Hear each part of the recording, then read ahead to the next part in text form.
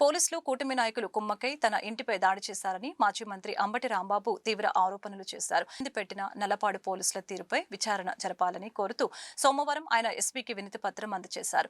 దాడి జరిగినప్పుడు సుమోటోగా కేసు నమోదు చేయకపోవడంపై మండిపడ్డ ఆయన ఈ వ్యవహారంపై డీజీపీకి కూడా ఫిర్యాదు చేస్తానని స్పష్టం చేశారు. పెమ్మసానిని పోలీసులు వదిలిపెట్టినా తాము వదిలిపెట్టమని హెచ్చరించారు. పార్టీ నాయకులు, కార్యకర్తలు, అభిమానులు పాల్గొన్నారు.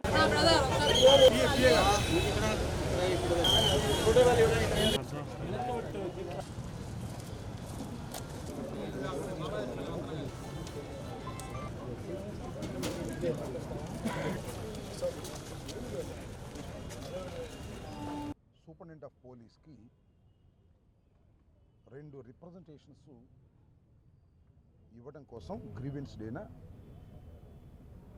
మేమందరం కలిసి రావడం జరిగింది. దీని తర్వాత డీజీపీ గారికి కూడా ఈ 2 రిప్రజెంటేషన్స్ పర్సనల్గా వెళ్ళి ఇవ్వడానికి ప్రయత్నం చేస్తాం. ఈ 2 రిప్రజెంటేషన్స్ ఏమిటాయంటే 31వ తారీఖున చరిత్రలో కని విని ఎరుగనటువంటి ఒక ఘోరమైన సంఘటన గుంటూరు పట్టణంలో జరిగింది. మీ అందరికీ తెలుసు. బహుశా ఆంధ్ర రాష్ట్ర చరిత్రలోనే కాదు, భారతదేశ చరిత్రలో కూడా ఇలాంటి అరుదైన సంఘటనలు జరిగి ఉండవు అని నేను అభిప్రాయపడుతున్నాను. 37వ తారీఖున 5 గంటల నుంచి రాత్రి 12:20 వరకు మా ఇంటి మీద, ఆఫీస్ మీద పెద్ద ఎత్తున దాడి చేశారు. ఒక విధంగా చంపడానికి ప్రయత్నం చేశారు. ఇల్లుని, ఆఫీస్ని ధ్వంసం చేశారు. నా ప్రాపర్టీస్ అన్నింటినీ కూడా, కార్లు, అక్కడ ఉన్న ఫర్నిచర్ అంతా ధ్వంసం చేసేటటువంటి కార్యక్రమం చేశారు. 7:20 పాటు విధ్వంసాన్ని సృష్టించారు. ఆ తర్వాత నన్ను అరెస్ట్ చేశారు, జైలుకి పంపించారు. 18 రోజుల తర్వాత న్యాయస్థానాల తీర్పుతో నేను బయటకు రావటం జరిగింది. ఆ తర్వాత నా ఇంటి మీద జరిగినటువంటి దాడి ప్రపంచమంతా చూసినా కూడా police has not taken any action. చాలా దురదృష్టం. అది భారతదేశ చరిత్రలోనే చాలా దురదృష్టం. నేను కంప్లైంట్ ఇచ్చేంతవరకు అసలు యాక్షన్కి వెళ్ళలేదు, కేసు కూడా రిజిస్టర్ చేయలేదు. జనరల్గా పోలీసులు ఏం చేయాలంటే ఒక సంఘటన జరిగితే సూమోటివ్గా కేసు బుక్ చేయాలి. నా ఇంటి మీద 31వ తారీఖున జరిగినటువంటి దాడి కానీ, సంఘటన కానీ police has not registered even a case. 1వ తారీఖున నన్ను కోర్టులో ప్రొడ్యూస్ చేసిన తర్వాత కోర్టు వారి యొక్క అనుమతితో నా లీగల్ అడ్వైజర్ చెప్తే కంప్లైంట్ రాసి సంతకం పెడితే ఆ కంప్లైంట్ తీసుకెళ్ళిస్తే 2వ తారీఖున కేసు బుక్ చేశారు.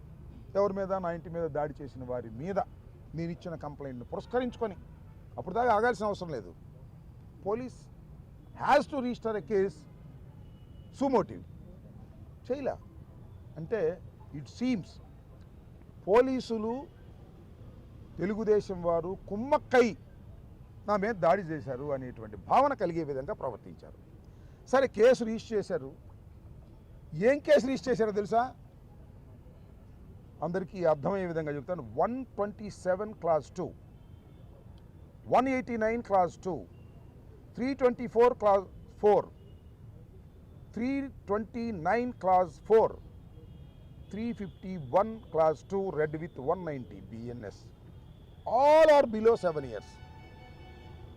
మీకు తెలుసు కదా, 7 years లోపుగా శిక్ష పడే అవకాశం ఉన్నటువంటి కేసుల్లో పోలీసు వారే బెయిల్ ఇచ్చి పంపించవచ్చు. ఇది చట్టం. అందువల్ల ఈ కేసులు మాత్రమే రిజిస్టర్ చేసి వాళ్ళందరూ బెయిల్ ఇచ్చి పంపిస్తారు. ఇంకొక పెద్ద విషయాన్ని మీకు నేను కోర్టులో కూడా వివరించాను. దాని మీద రిప్రజెంటేషన్ చేయడం జరిగింది. అది ఏమిటంటే, నల్లపాడు పోలీస్ స్టేషన్లో 10:40కో 10:60కో నన్ను లాకప్లో వేసిన తర్వాత 2:30కి నన్ను లాకప్ నుంచి బయటికి తీశారు. పాస్ పోసుకోవడానికి తీలా, మంచిలు తాగడానికి తీలా. ఎందుకంటే లోపలే బాత్రూమ్ పడితే లోపలే వాటర్ బాటిల్ ఉంది. తీసుకొచ్చి నల్లపాడు పోలీస్ స్టేషన్లో పైకి తీసుకెళ్ళి అక్కడ రూమ్లో కూర్చోబెట్టి నన్ను హెరాస్ చేయడానికి ప్రయత్నం చేశారు. కాళ్ళని పైకి లాగటం, పగలు తీయటం. 2 కానిస్టేబుల్స్ ఈ వంశీ అనే సిఐ గంగా వెంకటేశ్వర, అసలు గంగా వెంకటేశ్వర ఎందుకు వచ్చాడు తెలియదు, రాత్రి 2:30కి వచ్చాడు డ్రెస్సులో. అంటే నన్ను హింసిస్తుంటే చూడసి ఆనందపడదామని వచ్చాడో లేకపోతే లోకేష్ పంపించాడో నాకు తెలియదు. వచ్చి అక్కడ హెరాస్ చేయడానికి ప్రయత్నం చేశారు. తర్వాత మళ్ళీ తీసుకొచ్చి లాకప్పులు వేశారు. వాళ్ళ దృష్టిలో హెరాస్ చేసినట్టే లెక్క, పైకి చెప్పుకున్నారేమో. మరి కెమెరాలు కూడా ఇట్ట కదిపారు, మరి తీశారో లేదో నాకు నాలెడ్జ్ లేదు. ఆ తర్వాత తీసుకొచ్చి లాకప్లు వేశారు. దీని మీద ఎంక్వైరీ చేయమని ఎస్పీ గారిని అడిగారు. అది ఒక రెండవ రిప్రజెంటేషన్.